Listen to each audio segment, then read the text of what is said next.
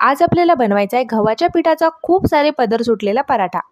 गव्हाच्या पिठाचा हा पराठा तयार करण्यासाठी या ठिकाणी मी 2 कप गव्हाचं पीठ घेतलेलं आहे। यामध्ये चवीनुसार मीठ टाकून घ्यायचं आहे। थोडं पाणी टाकत आपल्याला घट्टसर असं हे पीठ मळून घ्यायचं आहे। आता पीठ आपल्याला झाकून 10 मिनिटांसाठी साईडला ठेवायचं आहे। 10 मिनिट झालेले आहेत। आपले जे पीठ आहे ते छान भिजलेलं आहे। आता या पिठाचे आपण छोटे छोटे गोळे तयार करून घेतलेले आहेत। पोळीपाटावरती आपण थोडंसं सुकं पीठ टाकून घेतलेलं आहे। आता आपल्याला याची पातळ अशी पोळी लाटून घ्यायची आहे। जेवढी पातळ आपण ही पोळी लाटली तेवढे पातळ आपल्या पराठ्याला पदर सुटतील। सर्व पोळीला मी या ठिकाणी तूप लावून घेतलेलं आहे। सुरीच्या मदतीने आपल्याला पातळ लेयर्स मध्ये कट करून घ्यायचे। या पोळीला कट केलेल्या सर्व लेयर्स आपल्याला एकत्रित करून घ्यायचे आहेत आणि याचा एक रोल तयार करून घ्यायचा आहे।